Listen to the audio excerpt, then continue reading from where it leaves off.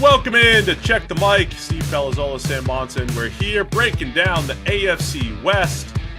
Going division by division, Sam. It's time for the West. Of course, the Chiefs. We're expecting them to probably win. We'll have our official picks at the end of the show, but we've been going team by team, getting the big storylines out there, the key off-season additions is the word I'm looking for, Sam. There you go. And it's in there. Breaking down the best and worst case scenario for each team. So, you ready to go or what? Yeah, final preview, right? Final preview, and then it's basically season time. Season. All right, let's do it. Let's start with the Denver Broncos. Coming into the season here, Bo Nix is going to be the big story when and if he's officially the starter. As of record time, I don't think we have any official word on Bo Nix maybe being the starter, but year 2 of Sean Payton in Denver. Last year wasn't great. Didn't go so hot early on. The defense was an absolute disaster. They did have a nice little run in the middle, though. They kind of turned things around. But, still more of a transitional season. What are you looking for Denver this year, Sam? Yeah, big year for them.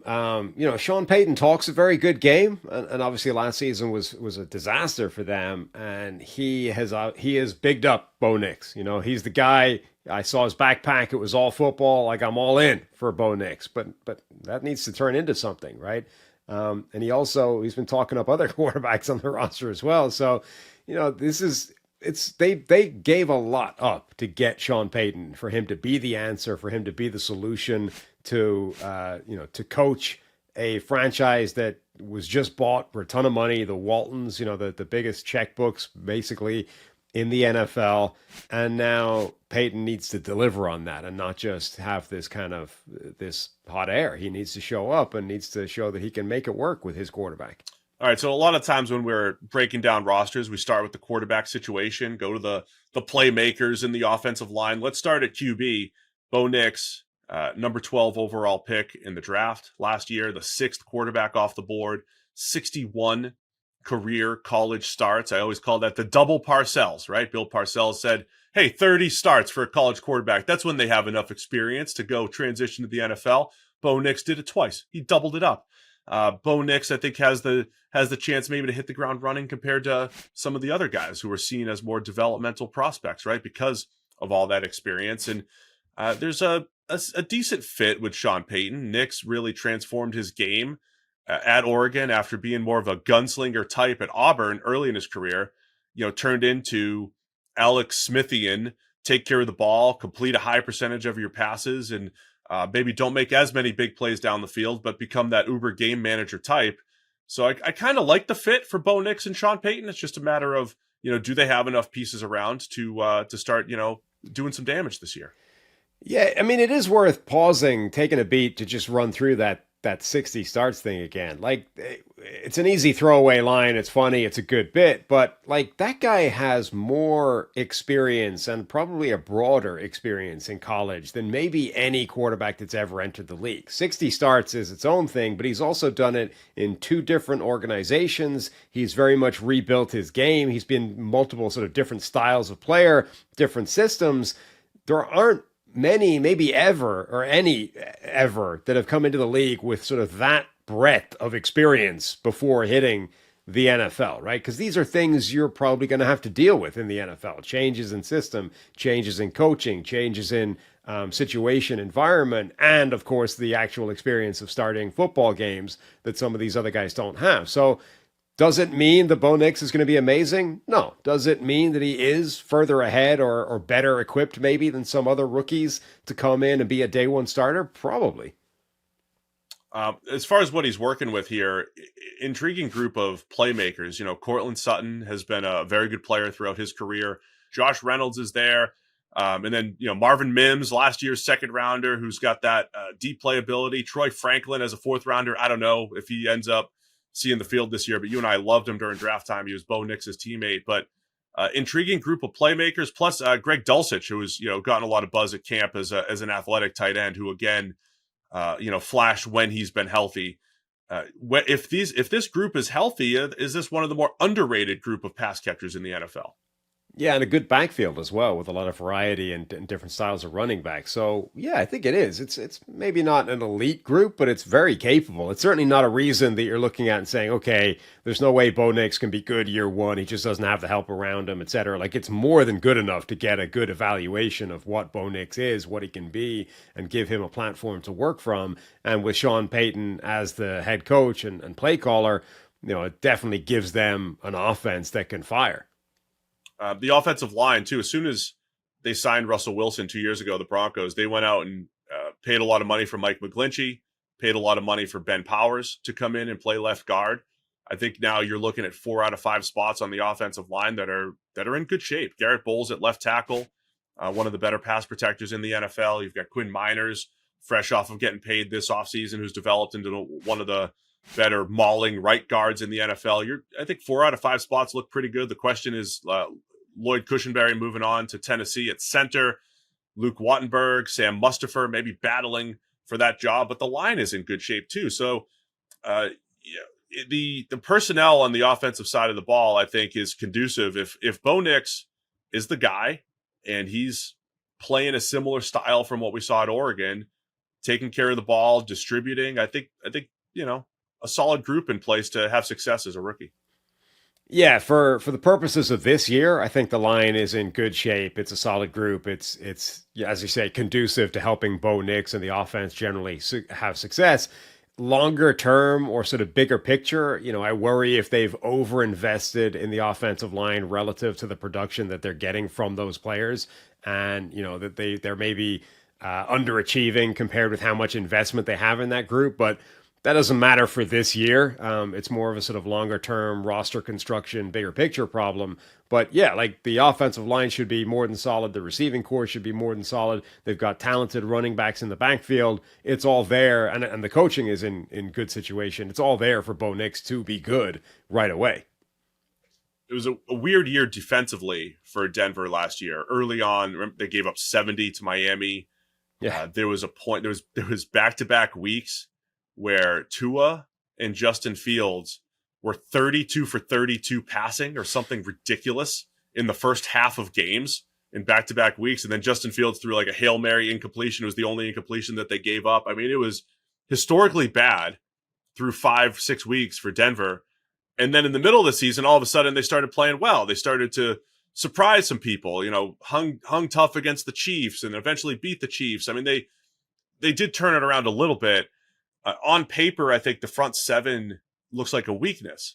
Now, all the reports out of camp are like, hey, this defensive line is pretty solid. But when you look at historic production, Zach Allen up front looks pretty good. Other than that, there's a lot of question marks. I mean, sometimes I'm intrigued by what we see here on paper versus the reports. Will this front seven surprise? Because you would need guys who have flashed in the past, Baron Browning, edge rusher hybrid, a couple edge rushers that we've liked in the past, Nick Benito, rookie Jonah Ellis. You need some of those guys to really step up and maybe live up to some of the hype that we thought they deserved coming out in the draft.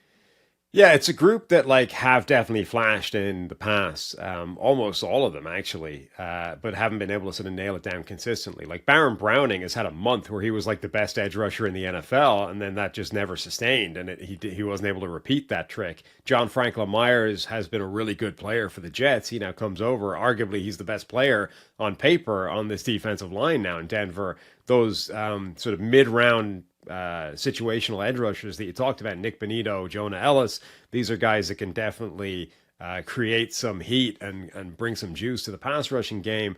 It is a group that could theoretically be a positive and be a real plus for this defense, but it's question marks across the board. So anytime that's the dynamic, where the high end of the range of outcomes for a team is great, what is the likely range of outcomes? It's somewhere in the middle where one or two of these guys plays well, flashes, the rest of them are still inconsistent, and it's, as a group, it ends up kind of middling and meh.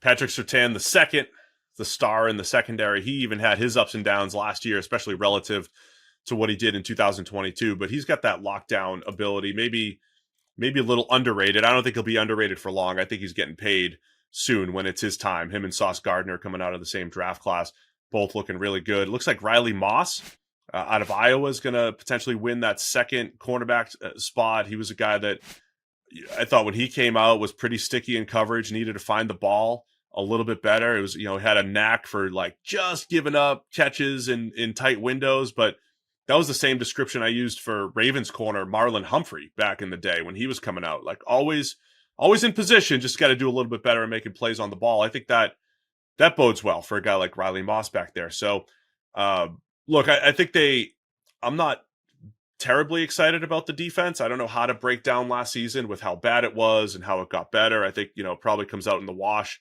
at the end, but I think they need a few more people to step up who haven't done it consistently in the past if they're going to have, a top 10 to 15 defense this year. Yeah, remember a couple of years ago when they were being talked about as a potential Aaron Rodgers destination, right? And it was like, this is a championship caliber team as soon as you put Aaron Rodgers on it. And I think it never quite happened. Obviously, Rodgers ended up going to the Jets. They get Russell Wilson instead, and they've had to give up a lot to get, right, whether it's Russell Wilson, whether it's bring Sean Payton in.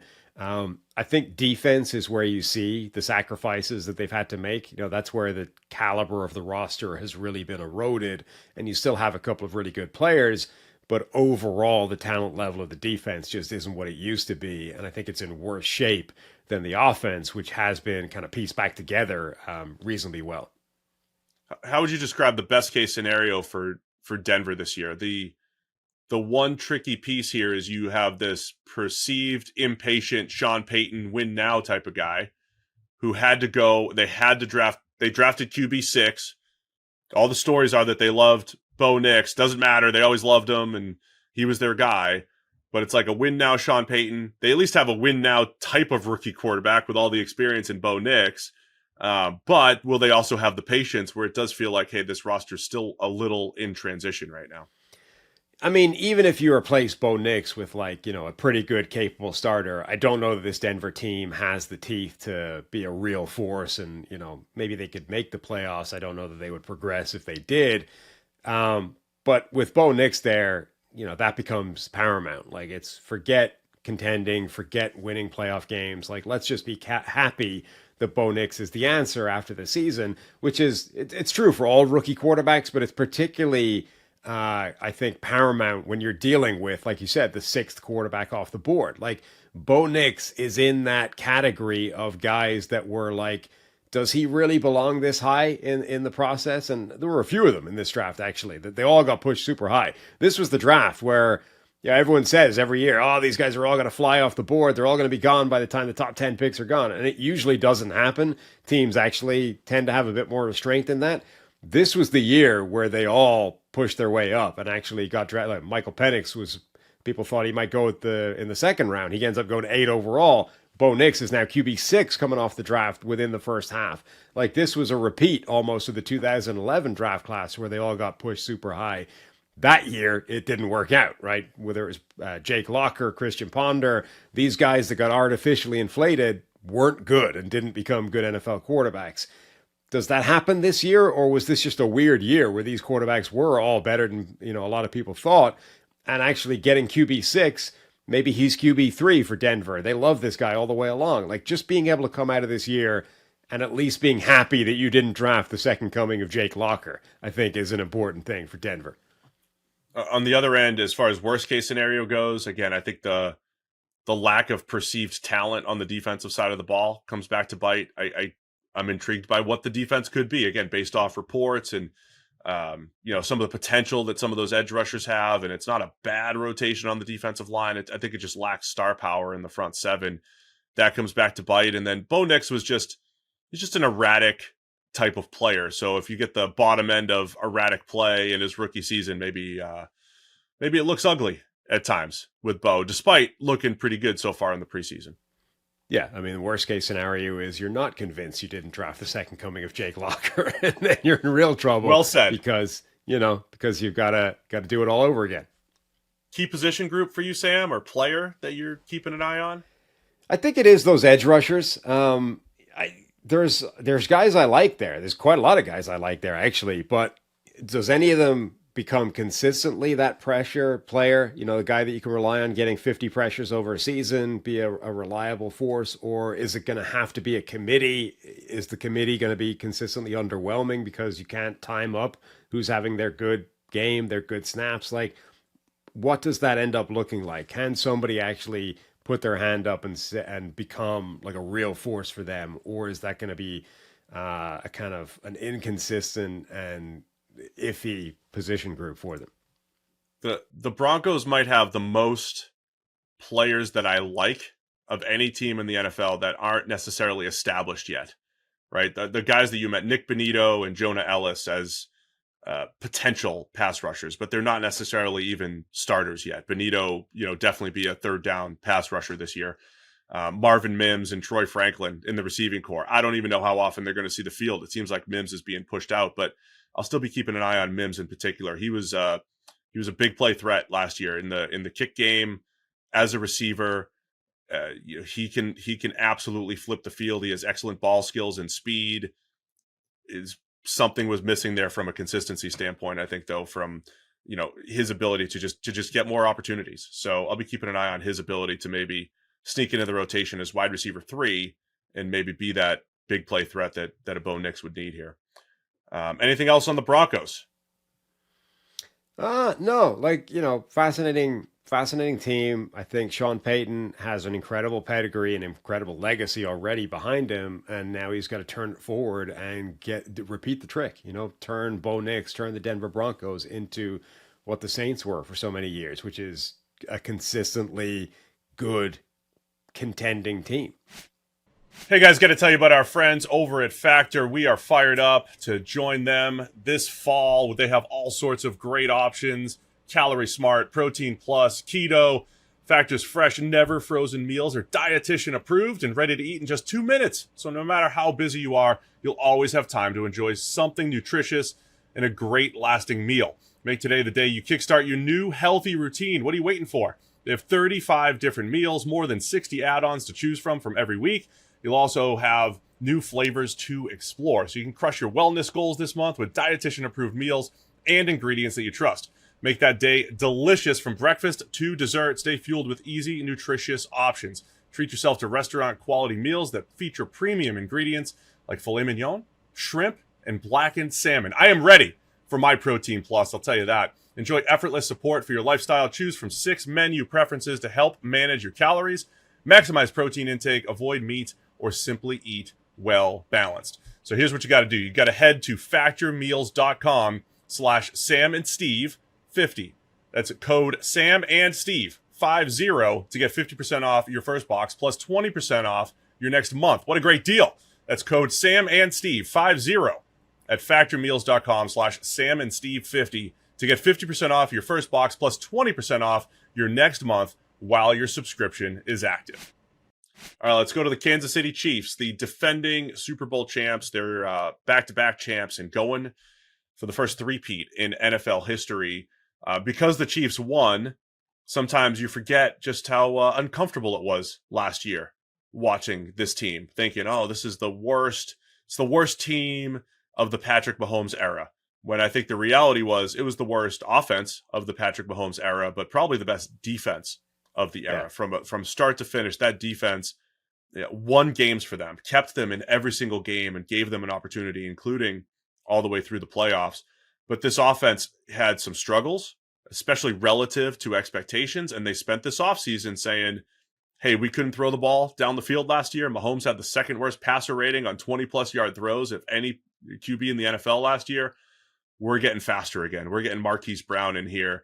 We're getting Xavier Worthy, the fastest player in combine history. We're getting him in here in the first round. We're going to start creating explosive plays again. So the Super Bowl champs, the Chiefs, have the pieces in place to maybe be even better than they were last year.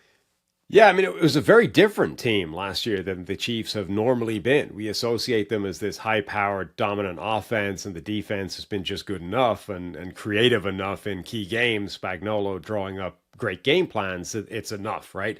Last year, actually, the defense was fantastic consistently, and the offense really wasn't for the majority of it. Now, the offense did turn a corner in the playoffs, whether that was by design, they just sort of flipped the switch, or it's just the way it broke down. But like Travis Kelce became Travis Kelce again in the playoffs. Is that something that he's able to do now? Travis or Patrick Mahomes has actually been able to consistently elevate his game in the postseason. Playoff Mahomes is even better than regular season Mahomes, who himself looks like the best quarterback maybe of all time if he lasts long enough. Like, this is maybe something that this team is able to do now, is to just get through the regular season, right? Let's just get to the dance, and then as soon as they get there, it's a different team, right? These guys have done it for long enough. They've been there. They've got the experience, and they know what's required. Maybe they are simply capable of raising their game in the playoffs. But you're right. Like, the approach of Kansas City over the last few years now has been fascinating. When they get exposed by a weakness, they go like all out the following season to fix it, right? Remember that Super Bowl game against Tom Brady and the Bucks? The offensive line was left in ribbons at that point. They were like, oh, that's not happening again. We're going to go hard on the offensive line, completely rebuild the unit. Never again will Patrick Mahomes be running for his life in a game. And then last year, it's like, we don't have any wide receivers. We're relying on this young rookie slot guy. Travis Kelce's not really doing it the same. Never again. We're going to go get the fastest guy that's ever come out of the combine. We're going to get Marquise Brown. Like, we're going to add the weaponry and make sure that that doesn't happen again. So it is kind of interesting the way they identify these weaknesses and really hammer them. Yeah, it really is. And, I think that gives the offense more firepower. We'll talk best and worst case scenario. Of course, the best case scenario is going to be, hey, they win another Super Bowl, no matter what it looks like. They're going to be in the mix. They've been in the AFC Championship. Yeah, they've been in the AFC Championship every year. Patrick Mahomes has been a starter. Part of the worst case scenario, though, involves the Kelce thing, right? At some point, he gets older, right? And Mahomes and the Chiefs have, they showed that they can survive without Tyreek Hill, because that was a bit of a question. What happens? How do they evolve? Well, they did. They went more short area, short passing game, underneath stuff. Can they survive without Travis Kelce? At some point, they're going to have to answer that question. So when does that show up? The other piece offensively to keep an eye on is the tackle situation. I think interior, maybe the best guard center combos in the NFL, with Joe Thuney, Creed Humphrey, Trey Smith, left to right. Tackle, though, Jawan Taylor had his struggles last year, not only with the new, are you jumping the snap rule or emphasis, generally just, not as good as what they've had at right tackle in previous years, despite some of the hype. And they moved on from Donovan Smith, who was just a one-year stopgap. They go second rounder Kingsley Suamataia, moving him from right to left tackle. He's had good returns so far during the preseason, but they're putting, the left tackle spot into the hands of a rookie. That's one of the question marks I'm looking at here between Taylor and Suamataia. Will they hold up enough? Or, because that also coincided with some of the struggles they had last year, was, some pass protection issues. Yeah, and I've kind of been working on the basis all offseason that at some point they would sign this year's version of Donovan Smith, which maybe would be Donovan Smith again. But, right. A Donovan Smith or David Bakhtiari or somebody, one of these veteran stopgap left tackle solutions to, again, just make sure that that position is okay and that they're not, Mahomes isn't running for his life and they don't have a turnstile at a specific spot. But it does sound, and again, this is a time of recording, maybe something will have happened by then, but it does sort of seem like they're going to give Kingsley Suamataia a shot at having that spot all the way through the season as a rookie, non-first round or non, top end pick offensive tackle to go out there and get that done, which is maybe a departure from, like, that would be the first sort of risk, I guess, that they've taken on the offensive line since, saying never again that group. That would be a different dynamic this year. The other element that I think makes the Chiefs so difficult is, a guy like Isaiah Pacheco coming out of the backfield with his hard-nosed running style, and the fact that a defense has to now account for Rashee Rice and Travis Kelce as underneath after the catch options, the speed of Xavier Worthy and Marquise Brown once Marquise Brown's healthy, and then Pacheco trying to run them over, right? So, you have to have physical players to handle Pacheco, speed to handle their receivers, good tacklers, good space players to handle the underneath passing attack. And, oh, by the way, Mahomes running the show, who's almost impossible to sack, can win within the pocket, of course can win outside the pocket. So you need to be able to play contain, and you want to put pressure on him, don't want him to break the pocket. it just puts so much stress on the defense. And I think the Chiefs now will be able to stress defenses in different ways this year. First time probably since 2021. Yeah, in all of these ways. So again, I think the Chiefs offense has a chance to be even more dangerous now than they were probably the last year or two. Defensively, a little bit of turnover there with L'Jarius Sneed, the biggest loss there. Spags running that defense, Sam. Such a good job, third down, confusing quarterbacks, blitzing when they need to, relying on Chris Jones to move around and create pressure. But a lot of it was the physical man coverage that L'Jarius Sneed was able to play. The other long corners, Jalen Watson, Joshua Williams, and then Trent McDuffie, who was able to move from the slot, move in and out. But you lose Sneed as that number one corner, and it's probably just, the biggest thing to keep an eye on the defensive side of the ball this year. Yeah, it's definitely a big blow to that defense, I think. They were in this position this offseason where they had a couple of these guys that wanted to get paid. They kept Chris Jones. Sneed was the sacrifice, the guy they let walk because of it, or the guy they let go because of it. McDuffie, I think, insulates them from that. He can step in and become L'Jarius Sneed effectively, both in terms of being a really good player, in terms of being good against run and pass, also being able to play inside and outside. He can do everything that they need him to do, but it does have a knock-on effect. They could have had Sneed and McDuffie, and now they only have McDuffie having to step up and become that number one guy for them. So it is a potential blow to that defense and an area that they're maybe weaker than they were a year ago. They're also, Charles Omenihu injured late again. He's working his way back from another injury. Is he going to be the same force for them? It's just there are some question marks now to this defense that was so good a year ago.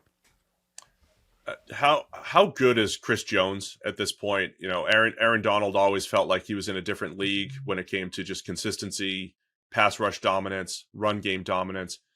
Is Chris Jones now the gold standard at defensive tackle? Yeah, I think so. I mean, he was the guy that had gotten closest to Aaron Donald, over the last few years. And maybe nobody is Aaron Donald. Nobody could kind of put themselves in that category. But I always describe it as, Donald used to exist in his own little anomalous data point. If you pull up a graph, right, there'd be like the league and there'd be this big mess, and then Aaron Donald out here by himself.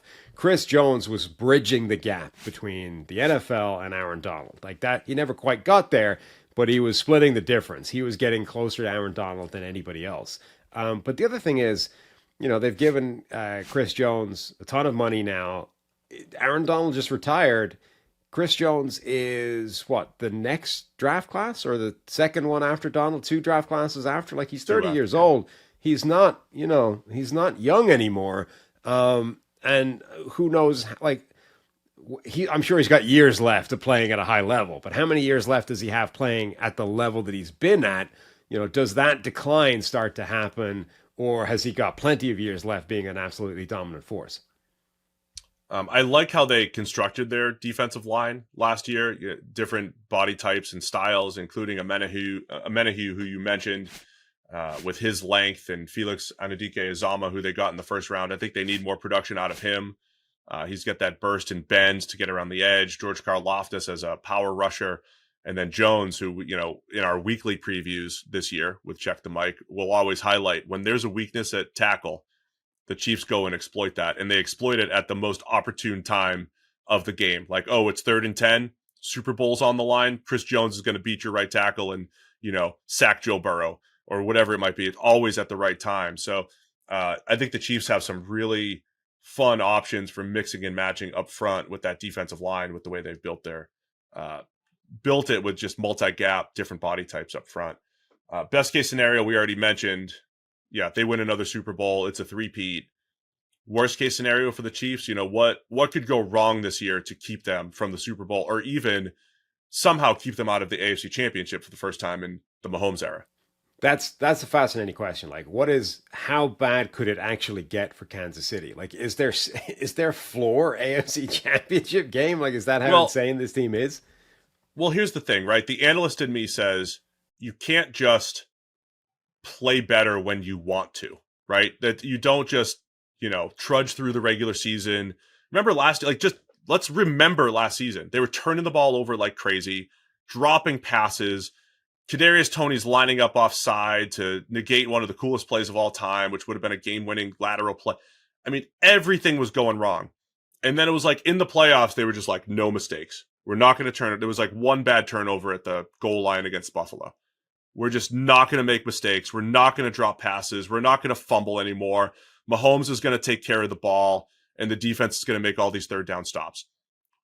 Can you just turn it on again? So that's one thing that could go wrong. You just can't turn it on. And some of those mistakes, honestly, that have showed up throughout the Andy Reid era. You just have some games where it's like, it's just the Chiefs beating the Chiefs.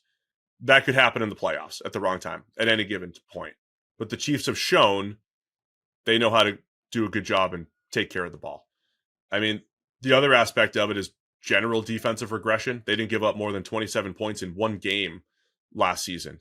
Consistent from start to finish. No other team had ever done that. Just a little regression defensively. And then, offensively, does the offensive line become an issue? Mahomes didn't have his best supporting cast. He didn't actually have his best season last year. Do you just get, slightly below elite Mahomes, and that's just not enough in any given year? I mean, I feel like they actually might be able to turn it on in the postseason at will at this stage. Like, I think they have enough experience and they understand the difference that this team might actually be able to just sort of muddle their way through a regular season and then go, okay, now it's real. There's no second chances anymore. Here, it's go time, right? I think that might actually be a characteristic of Mahomes and Kelsey and those guys at this point. But I think that their worst case scenario, they still make the playoffs comfortably. Their worst case scenario is in the divisional round, they meet Joe Burrow or Josh Allen, and one of those guys has an elite game. I mean, Josh Allen, was 13 seconds away from knocking them off before, right? Joe Burrow has beaten them multiple times before. That's their worst case scenario is whatever the way the seeding works, they end up running into a team like Cincinnati, like Buffalo, who might not be as good as them over 17 games, over 20 games, but one time in January in the division round just has a good game and knocks them off. That's the one other piece to think about, even what you just mentioned. Sometimes when the team wins, you're like, well, they won. Of course, everything went right that entire season. But we're talking literally a handful of plays over the last two seasons, right? I mean, the Chiefs they won in overtime against the Niners. They're 1 3rd and 4 batted pass away from losing the Super Bowl to the Niners. They're 1 or 2 plays away from losing to the Eagles the previous season, or even in the AFC Championship against the Bengals, right? So do those 1 or 2 plays consistently go the way of the Chiefs? Seemingly, they're making those plays and the other teams are not over the last few years. But in any given year, those plays could go the other way at some point. And yeah, you might get a divisional round loss or an AFC Championship loss. But I think the Chiefs are still well positioned. I expect them to be in the AFC Championship and beyond, but the worst case is just, hey, a few of those plays don't go the other way. And the real worst case is you start to see more aging from Kelsey. You start to see maybe, some of those core pieces not looking as good. I would look at Jones and Kelsey. If they started aging and losing a step or losing something, that's the only real reason for concern, I think, if you're a Chiefs fan this year. Kelsey is definitely one to sort of monitor. Like, okay, he turned it on the postseason, and maybe he's able to do that now. But he's definitely old at this point. Like, I always use this stat: he's 10 months younger than Rob Gronkowski. Right? Gronk has been out of the game now for a couple of years. He's been retired twice.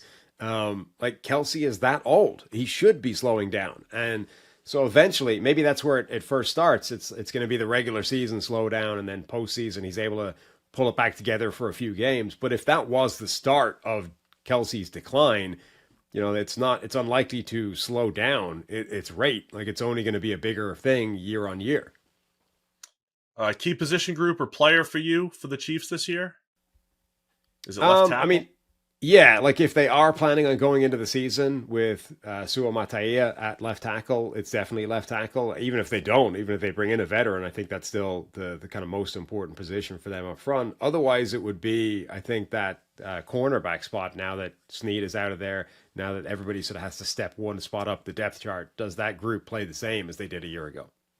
It was the two positions I was going to highlight, and I just want to give a shout out to Trent McDuffie, who I thought was so good last year, played in the slot, played outside, had the key pass breakup at the end zone in the Super Bowl. I think it's his opportunity to maybe get recognized as a potential star this year as L'Jarius Sneed moves on. But you got to keep an eye on they're just down a peg as far as depth goes at corner, and if that hurts their ability to remain as consistent as they were last year on that side of the ball. Hey guys, got to tell you about our friends over at Gametime, a great place to go get your tickets, whether it's for college football, NFL, could be concerts. Gametime has it. They also have a new feature called Gametime Picks that makes it easy to get tickets to see your favorite teams play live even easier. I logged in and I saw exactly what I wanted to see, which was Reds tickets. I go take my kids to the Reds game. So easy to get there. Plus the deals are great. The prices are low. You start with Gametime Picks. The curation makes it easier to save more on sports, concerts, comedy, theater, doesn't matter. The all-in pricing, the other ticket agencies. Toggling this feature helps show the entire total up front with no surprise fees at checkout. You can get a panoramic view of your actual seat in the app before you buy with their seat views. And they have a lowest price guarantee, or Gametime will credit you 110% of the difference. So take the guesswork out of buying concert or game tickets with Gametime. Download the Gametime app, create an account, use the code CHECKTHEMIC for $20 off your first purchase. Terms apply. Again, create an account and redeem code CHECKTHEMIC, CHECKTHEMIC for $20 off. Download the Gametime today. What time is it? Gametime. We're on to the Raiders now, right? We are on to the Raiders. Antonio Pierce taking over Tom Telesco's first year as general manager with the Raiders. Gardner Minshew going to be the starter. Minshew mania with the Raiders right now. It's an interesting team in transition. They were one of the teams who theoretically needed a quarterback this offseason. Would have been in the mix for one of those 6 first-round quarterbacks, but they were left with nothing as musical chairs ended. They're going with Gardner Minshew ahead of Aiden O'Connell. They still have Devontae Adams there, still have Jacoby Myers. They did go with Brock Bowers in the first round to complement last year's second-round tight end Michael Mayer. So you've got, on paper, a nice group of pass catchers there, assuming Devontae Adams is happy. When he's happy and playing well, when he's happy, he's still a top 3 receiver. Like, that's not crazy to say, right? That Devontae Adams is in that top 3 to 5 mix at receiver. And then defensively, they surprised me last year. They played way better than I expected on the defensive side of the ball last year. What are you looking for the Raiders heading into 24? Yeah, I think Devontae Adams is definitely not happy. The question is more, is it a problem or does he want out of there? If you watch any of that receiver documentary, the Netflix thing, like poor Devontae Adams, the guy goes to the Raiders, thinks he's reuniting with his old college teammate, his quarterback, Derek Carr. They ship off Derek Carr, and now it's like, oh, unlucky Devontae, you've got this group to work with instead. And this is like year 2 of that, right? Sorry, Devontae, we tried to get a quarterback, but we ended up with Gardner Minshew versus Aiden O'Connell as your quarterback battle, and one of those guys is going to be throwing you the ball this season. In fact, let's be real, both of those guys at some point are going to be throwing you the ball because neither one of them is going to nail this job down long term. So, yeah, there have been talk, right, that at some point Devontae Adams is going to try and get himself traded to the Jets. I don't know if that happens or if he's just stuck with the last few years of his career dealing with the Raiders quarterback situation when they've been unable to find one. But yeah, Adams is an incredibly good receiver. Jacoby Myers is a good number 2. Now they've got those 2 tight ends, Michael Mayer, the more traditional inline guy, Brock Bowers, the movement option, the slot weapon, the kind of weapon that they can move around. They've got some other guys that could be factors as well. It's a good group of pass catchers. It's just that it's being targeted by Gardner Minshew or Aiden O'Connell. Yeah, it is one of those seasons where if you're a Raiders fan, are you just rooting for a better draft pick to have the long-term answer at quarterback? That's Minshew's probably not the long-term answer. It sounds like O'Connell's not going to be, and as a 4th-round pick, O'Connell shouldn't be. It's just, hey, give him a shot. He showed some stuff last year, but he's been very inconsistent. I think Minshew can do some damage in this offense, though. There was times last year where he was pretty careless with the ball early on, but at the end of the day, we mentioned on the AFC South show, the Colts were on the doorstep of the playoffs with Minshew as starter last year. I think he's one of the best backups in the NFL, because when he does have to start, and he's a starter right now, he can win some games. Offensive line should be decent. They did a nice job. Colton Miller's there, and they're trying a reclamation project, either Cody Whitehair or just hoping Jackson Powers Johnson, their second round pick, can step in and play. Andre James has developed at center, and they're in creep back toward average area from an offensive line. So I think the offense can be solid this year with Minshew at the helm.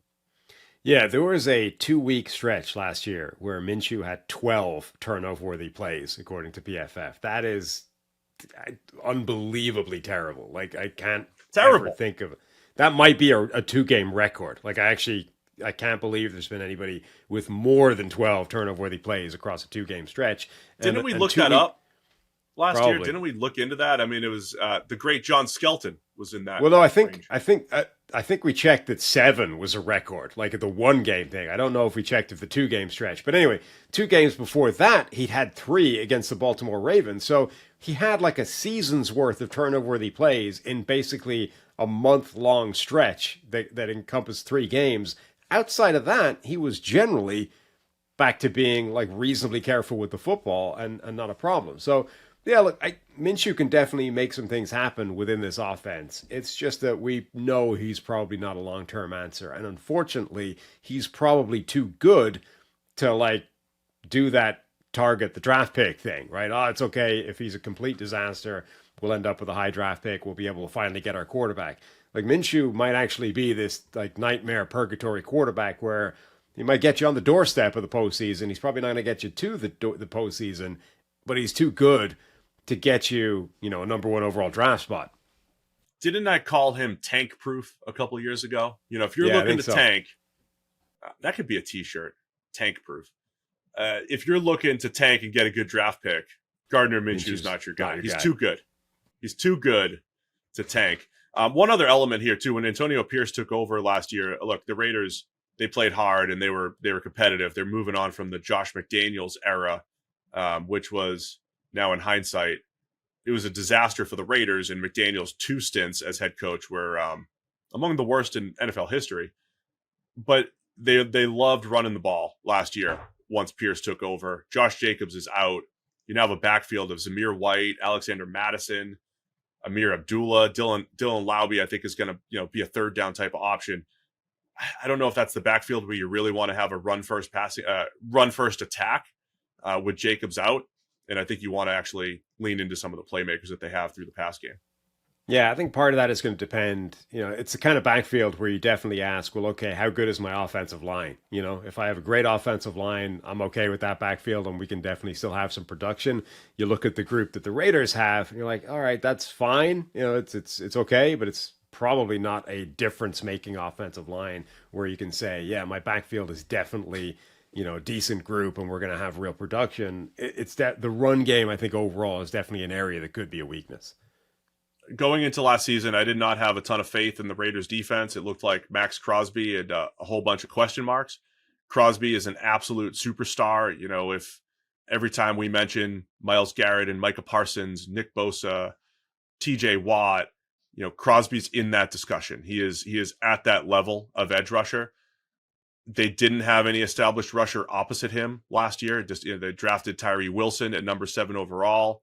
He was battling injuries, didn't really produce, but Malcolm Kuntz stepped up, did a nice job opposite Crosby. And then before you know it, they're picking up Jack Jones, from New England, and he's playing pretty well at corner as a reclamation project. And so they played hard. And now you add Christian Wilkins to the mix. He's making $27.5 million per year to play defensive tackle. I think the defense can do some damage this year for the Raiders. Yeah, that group at one point looked like a group with like Max Crosby and basically no other talent on it. Now you can identify quite a lot of other sort of key components that say, all right, this could be a good defense. Now it's maybe more fragile than some other defenses because Jack Jones has been, he's on his next team already. He's sort of been run out of one place. Maybe the wheels could fall off that quickly. Nate Hobbs, we've already seen what happens if you sort of move him out of position or ask him to do things that he's not necessarily accustomed to. But you look at it and you say, look, Christian Wilkins, Max Crosby, Malcolm Kuntz, if Tyree Wilson develops going forward, given his incredible sort of size and explosiveness, the cornerback group of Jack Jones, Nate Hobbs, Jacorian Bennett, I think has some talent. There's some ability in the secondary with the safeties and the linebackers. Like, this is definitely a unit that could be very good, even if the talent level is a little bit more vulnerable, maybe to kind of a bad end of what they can do. Did you mention the heart and soul of the defense, Robert No, Spillane? not yet. 89 PFF run defense grade last year. The heart and soul of this defense, Antonio Pierce, he's the guy that Pierce identified as the man that they're building the defense around. So look, we joke about Spillane a little bit, but hey, the Raiders, they played well down the stretch. They had that Christmas Day win against the Chiefs. Now, they may be chirping about that a little bit too much. I'm a little concerned about how many comments with the Raiders, we figured out the Chiefs, and they did the Kermit the Frog thing and everything. I'm a little worried about what the Chiefs are going to try to do to retaliate to this Raiders defense. But look, I was impressed with how hard they played last year.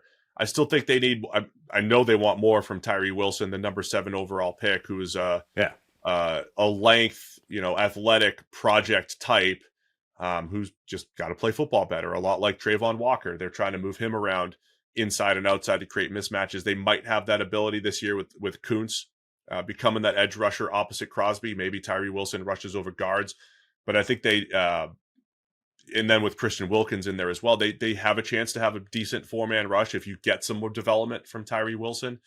So yeah, I like what the Raiders look like defensively. So what does the best case scenario look like for the Raiders this year?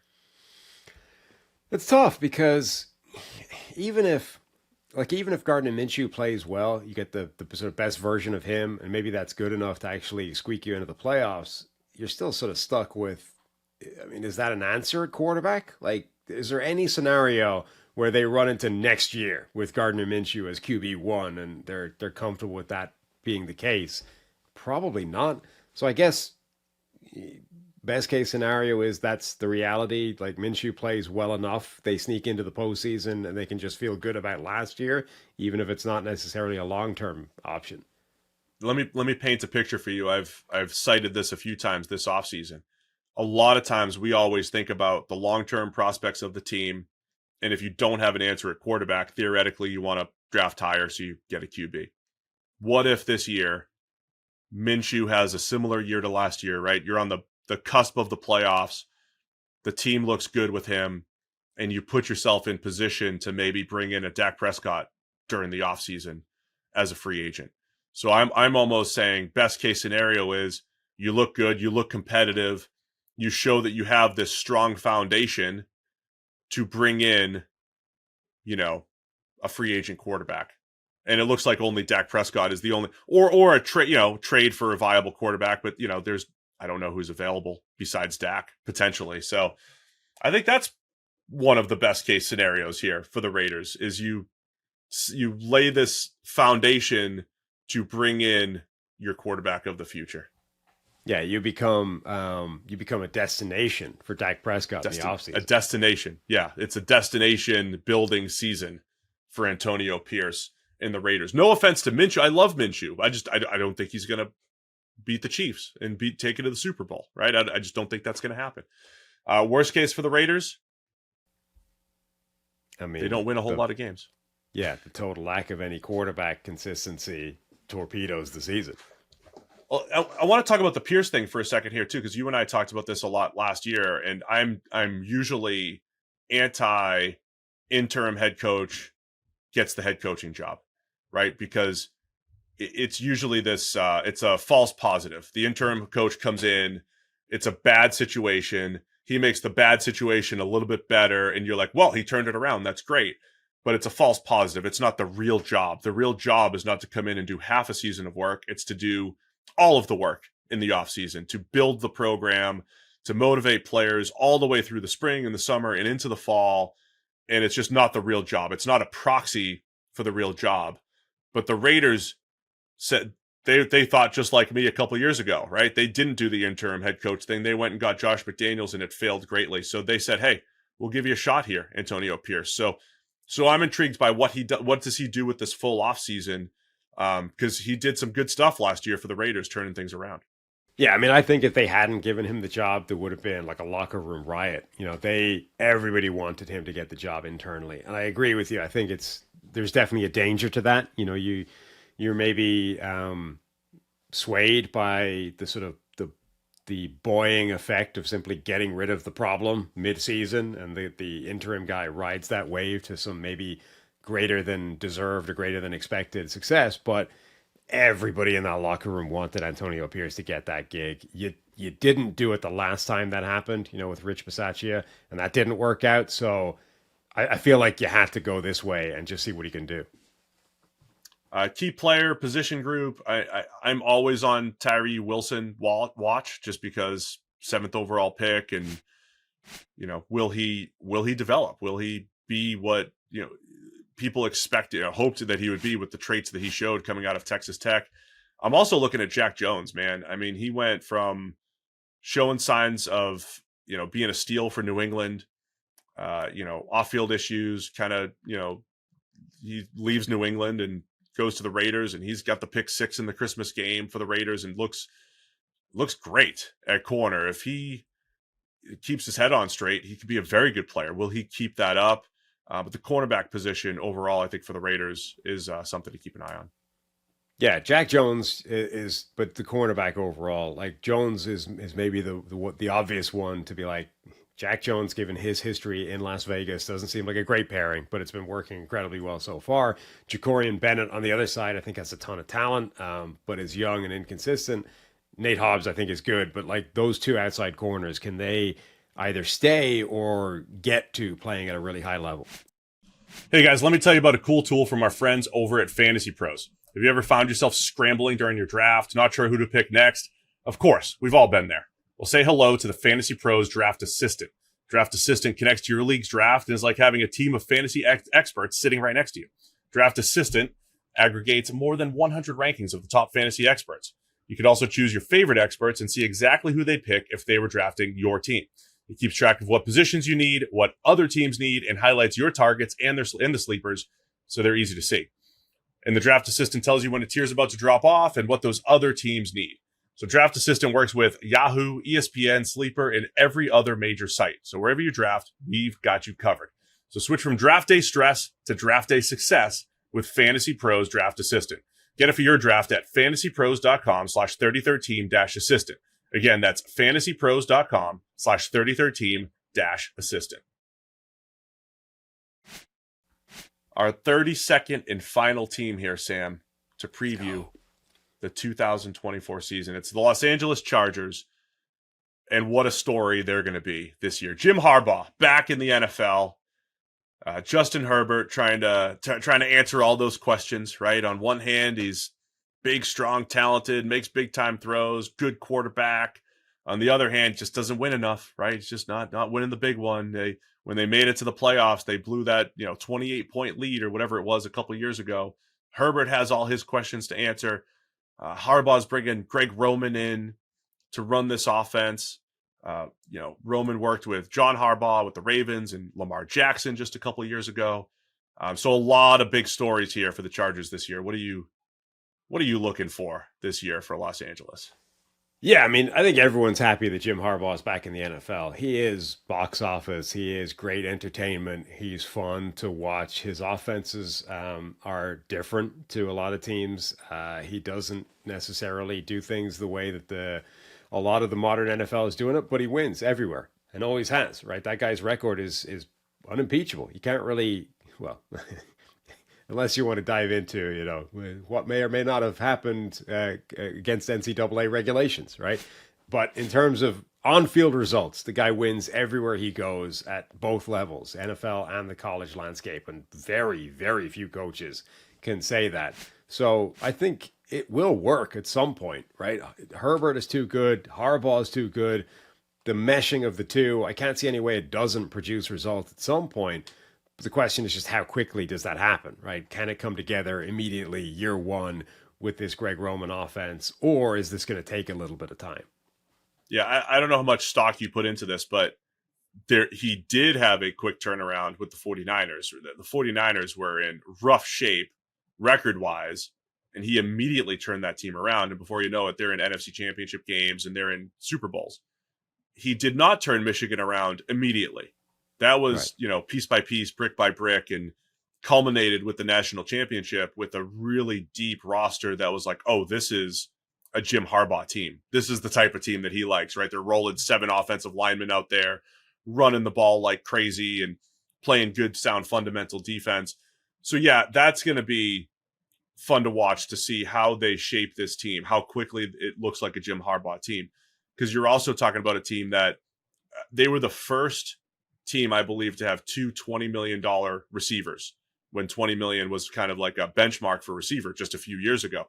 Keenan Allen and Mike Williams, they're both gone.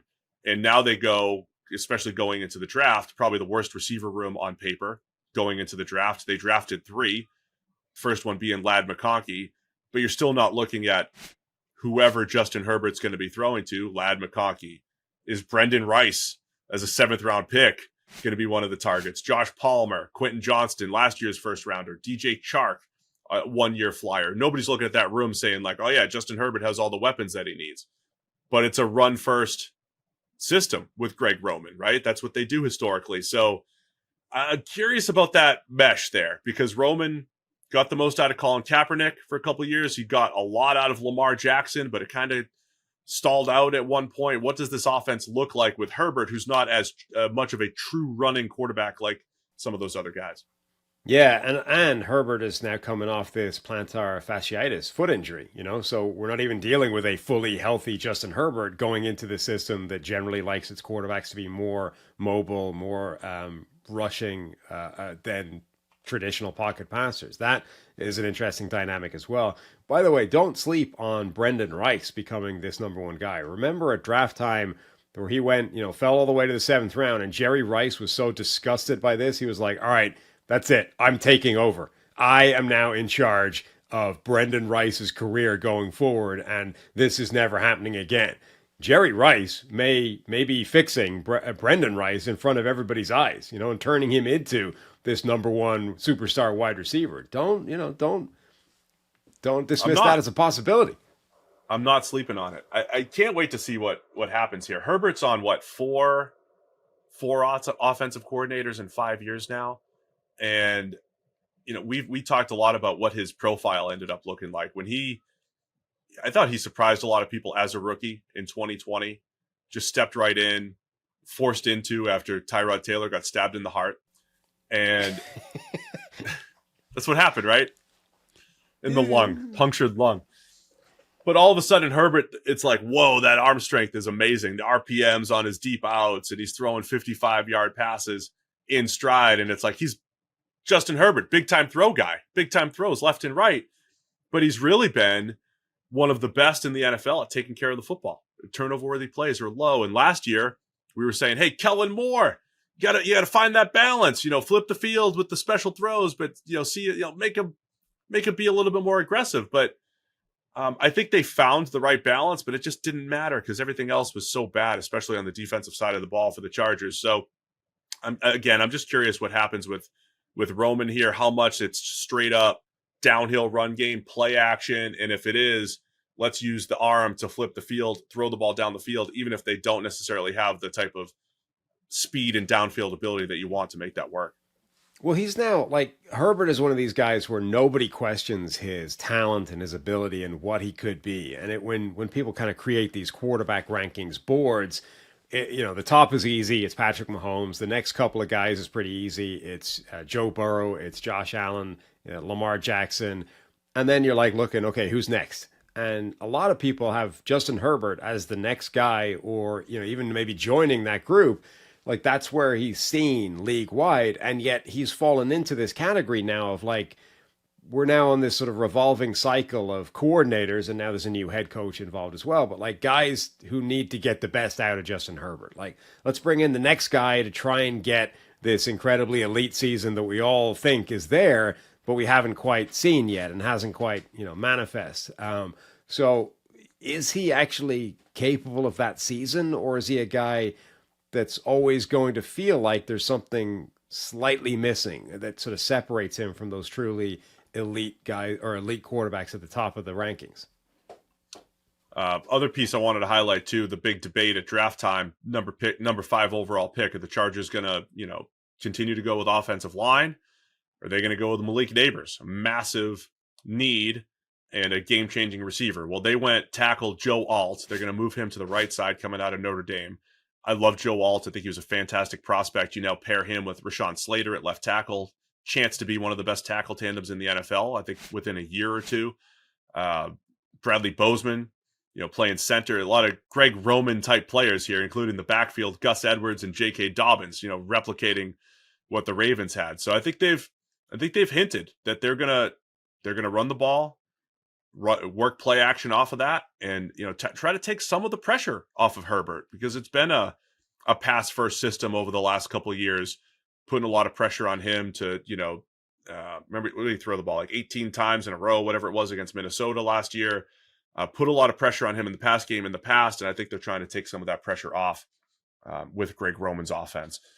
Defensively, the Michigan system coming over here again, and if there was a failure of the Brandon Staley era, it really was his defensive genius. The defensive genius that he was supposed to be just didn't show itself. They were either getting gashed by the run. Last year was more the pass game. How do they make these pieces fit defensively? Because they still have a lot of talent on that side of the ball. Well, they do, but they maybe don't have the talent that they used to. We were looking at this defense when Brandon Staley arrived, and we're like, wow, they have incredible playmakers everywhere. Like, he's going to get the most out of all these players and create something genuinely special, like replicate what he did with the Rams. And now you're looking at it and saying, okay, they still have some pieces. There are still some impressive players, but almost none of them are coming off particularly good seasons for them. And a lot of them are either getting older or have injury question marks. And like, the overall talent level of this group, I don't think is anything like what it used to be. And I think there's still absolutely a good defense to be created from this group, but it's definitely not where it was from a personnel standpoint. Yeah, Khalil Mack, I thought, started slow last year. It looked like he might be losing it, and then he turned it back on again. Looked pretty good. Joey Bosa's only played 527 snaps over the last 2 years. I mean, they need both of those guys rushing effectively off the edge. Derwin James, the other guy too, who had been a star forever, do-it-all safety, and they moved him around a lot last year. He's coming off his worst season statistically as well. So I'm curious to see how they get that back on track. Jesse Minter's coming up from Michigan to run the defense, and again, this is the scheme that is taking the NFL by storm. The Ravens scheme and the Mike Macdonald system, where it's not as well defined as the type. It's not like the Seattle cover 3 where it's like, I know exactly what the left corner is supposed to look like and the free safety is supposed to look like. It's not as well defined, but it's a little bit more disguise, avoid big plays, a little safer shells over the top, in creating pressure with some deception, and theoretically the stuff that doesn't show up maybe in, the coverage types. It's just the communication, the ability to adjust. So intriguing to see how quickly that catches on and they fit the talent to the new system. Yeah, definitely a lot of moving pieces now on both sides of the ball. What's the best case scenario for this year's Chargers? Best case scenario is quick success, right? Harbaugh does have an instant effect on everything, and maybe he's able to get the best out of, Quentin Johnston, their former first-round wide receiver, and Justin Herbert gets this mythical year that everyone thinks is in there somewhere, and the Chargers become the clear second-best team in this division and are a playoff team and, are a coming force that in future years look to be contenders. Yeah, I think you see elite Justin Herbert. I think you see that Harbaugh mentality right away, right? They're running the ball and they're putting Herbert in position to succeed. He's flipping the field, throwing the ball down the field. Lad McConkey, I mean, I loved McConkey at draft time. You don't often see the speed and quickness in receivers. He looked like the speed at which he could run routes and get in and out of his breaks was pretty special. I didn't know at first if he would get drafted in the fringe first round, but he did, and people saw the same thing that I saw with that speed. So as if he hits the ground running, and you mentioned if Quentin Johnston just catches the ball a little bit better, maybe they can get some big plays out of him, and maybe it's that culture change in the style because ultimately it's like Jim Harbaugh's coming in to defeat the Chiefs, to go, try to upset the AFC West. They might get there in a few years, but if that gets accelerated, I think that is a best case scenario. Worst case would be like, hey, you're in transition, right? You don't have the receiving depth. Yeah. You don't have the defensive tackle situation. I think worries me for the 15th straight year for the Chargers. That's been an issue for a while, where they can get gashed up front. They just don't have, the big bodies to play the run. So I worry about some of the personnel issues in a couple of those spots across the roster. Yeah, if it basically just feels like a transition year where nothing was really achieved, Herbert didn't take a step forward, was dealing with injuries, wasn't able to overcome a receiving core that looks like a problem. The defense doesn't have enough talent to make an impact yet. And it all just feels like we just tread water for a year, and next year is when we're going to make some moves happen. Position group for me is those receivers. We've mentioned them a bunch, but they need 2 or 3 guys to step up. It's more of a 2 receiver type of set, right? They're going to play, they use a fullback and tight ends. You at least need 2 dependable options though at receiver. Yeah, and they do. And maybe it's entirely conceivable that their best 2 receivers end up being the 2 rookies, right? Ladd McConkey and maybe Brendan Rice. Maybe Jerry does create Brendan Rice, the best version of him, but Joshua Palmer might be the best receiver. Quentin Johnston, I don't think looks like he's going to become that guy. DJ Chark they signed, he's very much a sort of one-dimensional, inconsistent threat. They just don't, that group does not look like it's capable of being what they need it to be for Justin Herbert to be the best version of himself and for this offense to be as good as it could be. The other position group I think will be key is those edge rushers that I talked about. If Joey Bosa can be healthy and Khalil Mack still has it. Remember last year, second round, Tuli Peloto coming out of USC. He showed some flashes as a rookie. They could be 3 deep at edge, and I think they're going to need to rely on their ability to maybe cover up some of the issues on the defensive interior. They also have old friend Bud Dupree on the roster right now, maybe as a pass rush specialist type at this point. So keeping an eye on that position group as well. All right, man. Anything else on the Chargers before we make our picks for the AFC West? Just glad Jim Harbaugh's back in the NFL. I'm just so excited. We get new quotes every week, and it's going to be great. The one other piece, though, that I want to mention is the Ravens front office. They pulled a lot of people from the Ravens front office. I think they've got, I feel good about the Chargers 2 and 3 years from now, that they're going to be in a good position. I don't know if they'll be there this year just yet. They're trying to undo a lot and reset a lot. But I feel good about where they'll be 2 or 3 years from now, given all of the additions, including Jim Harbaugh and including having Justin Herbert as the guy to build around. Yeah, I think that's the right sort of interpretation or analysis. Like everybody really seems to think it will work at some point. The question is just, what's the time scale? Does this happen within a season, or is this more of a 2 or 3 year fix that Harbaugh is going to undertake? It's like the lowest I've been on the Chargers in the preseason in about 10 years. And I'm still going to probably take them second in the division. All right, give me your pick, Sam. What's the order in the AFC West this year? Chiefs, obviously, number 1. Number 2, I'm going to go with Denver. I'm going to buy into the Sean Payton Denver Broncos thing. Number 3, I'm going to go with Jim Harbaugh and his Chargers. And then number 4, the Antonio Pierce-led Las Vegas Raiders. All right. Yeah, we're different this time. I'll take the Chiefs number 1. I'll still take the Chargers number 2. I feel like my order is just ranked by quarterbacks every single time. But Chargers number 2. I'll take the Raiders 3rd, and then the Broncos 4th. Wow. So that's one of the biggest discrepancies we have. You have the Broncos 2nd, and I have them 4th in my AFC West rankings. Mm-hmm. Not a believer in Sean Payton, huh? I guess not. Not yet. We'll see. Anyway, man, that's it. All 32 teams previewed. First ever full season previews for Check the Mic. I love it. Now we get to see how wrong we are. Yeah. Make sure you test us. I don't know. Are we going to do preseason bets? We got to do preseason bets for Check the Mic. We got to have a bet show. Fan bets? Yeah. So what we've done in the past is we say, look, if you're mad, if you're upset, if you disagree, challenge us on it, and put your money where your mouth is, because we like coffee, we like gifts, and you could put up a gift, and then we have to put something else up in exchange. So you say, hey, Steve, you're an idiot. You have the Broncos 4th. I guarantee they finish at least 2nd. So you say something like that. I guarantee they finish at least 2nd. And I'm going to send you a pound of coffee if I'm wrong. And that, then we'll look at the bets and we'll accept or decline those season bets. So email us. Let us know what you want to do. Anyway, we appreciate everybody. We'll have like a lower third by the time this comes out. Once we have an email, that will show that. Yes, come on, gotcha. Man. Don't disguise the fact that I don't officially know what the email address is yet. All right, we'll talk more about that anyway. We appreciate everybody who's just found us, who just started watching Check the Mic. We appreciate everybody that's subscribed, and if you haven't subscribed, make sure you hit that subscribe button either here on YouTube or wherever you're listening in podcast land. Thanks to everybody for tuning in. We'll see you again soon with more Check the Mic.